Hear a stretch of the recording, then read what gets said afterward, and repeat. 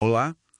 Hoje a gente vai fundo na relação entre fibras prebióticas e o TDAH, o transtorno do déficit de atenção e hiperatividade. Temos aqui uns dados de pesquisa recente sobre isso. A ideia é destrinchar o que a ciência diz, né? Como o intestino pode influenciar o TDAH e qual o papel dos prebióticos nisso? Exato. E o ponto de partida para essa conversa é o famoso eixo intestino-cérebro. É uma via de comunicação, assim, de mão dupla, bem complexa, e as pesquisas sugerem sim que um desequilíbrio lá nas bactérias do intestino, o que a gente chama de disbiose, Ah, disbiose? isso, ela parece ligada à fisiopatologia do TDAH. Afeta neurotransmissores, processos inflamatórios.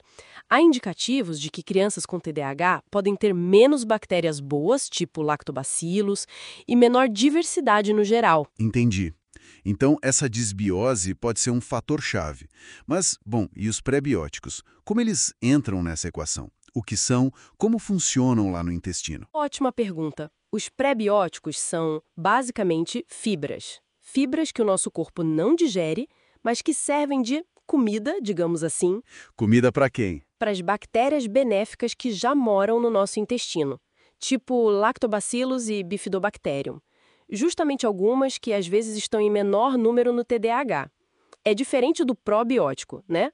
Probiótico é o bichinho vivo mesmo. O pré-biótico é o alimento dele. Ah, tá. Um é a comida, o outro é o micro-organismo. Exato. E quando essas bactérias boas fermentam os pré-bióticos, elas produzem substâncias ótimas, como os ácidos graxos de cadeia curta, os AGC6. O butirato é um exemplo famoso. Butirato. Já ouvi falar. Sim, ele é super importante para a saúde do cólon, dá energia para as células intestinais, ajuda a controlar a inflamação, não só local, mas no corpo todo. Faz sentido. Você alimenta as bactérias certas, elas produzem coisas boas, mas como isso lá do intestino poderia impactar os sintomas do TDAH? Qual seria essa ponte?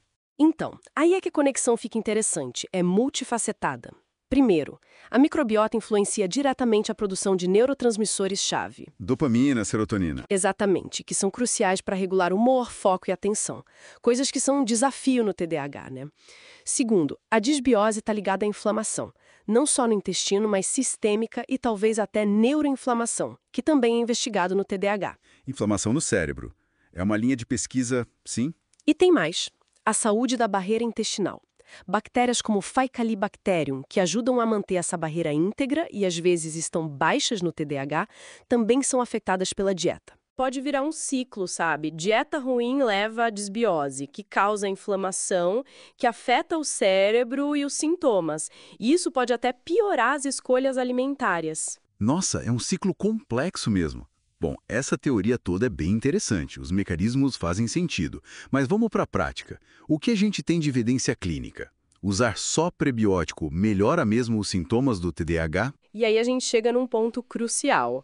A evidência clínica forte, robusta, específica para a suplementação isolada de prebióticos no TDAH, olha, com base no que a gente analisou, ela é bem limitada.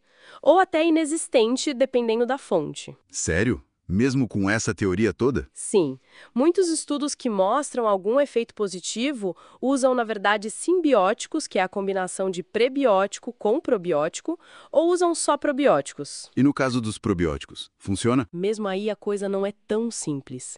Tem revisões grandes, meta-análises recentes, tipo uma de março de 2025, que concluíram que, no geral, os probióticos não mostraram uma melhora significativa nos sintomas gerais de TDAH comparado com o placebo. Existem estudos menores, claro. Um com o GOS, que é um tipo de prebiótico, mostrou uns efeitos cognitivos legais em jovens saudáveis, mas isso não é prova direta para o TDAH em si. Entendi. Então, a teoria é promissora, o mecanismo parece plausível, mas a prova concreta na clínica para o prebiótico sozinho ainda está faltando. O que isso significa, então, para quem está buscando opções? Qual seria a recomendação que sai disso tudo?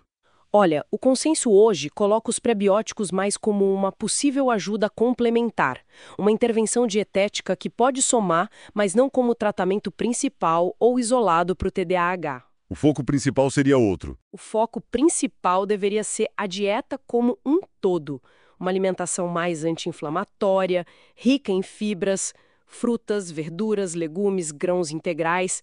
Esses alimentos já são fontes naturais de prebióticos, entende? A recomendação é olhar para o prato primeiro, fazer mudanças mais amplas na alimentação antes de sair suplementando. Faz sentido. Começar pela base. Exato! E tem a questão da segurança também. Prebiótico pode causar desconforto, né? Gases, inchaço, principalmente no começo. E não é para todo mundo. Quem tem síndrome do intestino irritável ou SIBO, por exemplo, precisa de orientação médica específica. Falar com um profissional de saúde é sempre essencial antes de tomar qualquer suplemento. Perfeito. Então, resumindo nossa análise de hoje. A ligação intestino-cérebro no TDAH é real, é uma área de pesquisa superativa. Os prebióticos têm um papel teórico interessante para a saúde intestinal. Mas, por enquanto, falta evidência clínica forte de que suplementar só com eles melhore significativamente os sintomas principais do TDAH. O foco recomendado continua sendo uma dieta saudável, equilibrada, rica em fibras naturais. Exatamente. E talvez um pensamento para a gente levar, assim, para refletir. Quem sabe o futuro não está em usar prebióticos genéricos para todo mundo, mas em abordagens personalizadas? Como assim? Imagina entender o microbioma único de cada pessoa, como ele interage com a genética dela, com o ambiente. Isso poderia permitir intervenções no intestino muito mais direcionadas, mais eficazes para condições como o TDAH. A pesquisa com certeza vai caminhar para esse lado da personalização. Excelente ponto final. Muito obrigado por nos acompanhar nessa exploração dos dados. Se você gostou dessa análise e quer mais conteúdo como este, por favor, curta o nosso canal e não esqueça de clicar no sininho para receber as notificações dos próximos vídeos.